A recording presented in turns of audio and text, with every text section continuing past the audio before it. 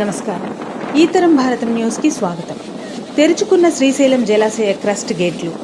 పరవళ్లు తొక్కుతూ 9 గేట్ల ద్వారా నాగార్జున సాగర్ జలాశయానికి కృష్ణమ్మ పరుగులు. హరిద్వార్లో గంగానదిలో కొట్టుకుపోతున్న భక్తులను కాపాడిన రక్షణ దళాలు.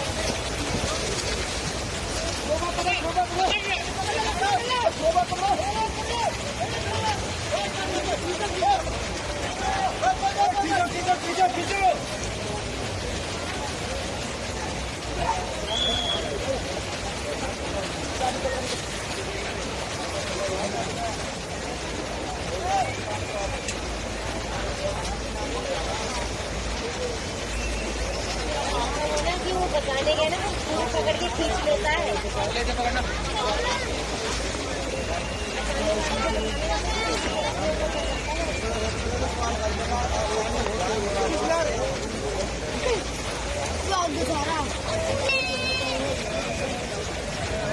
क्या हुआ अचानक से क्या हो गया था?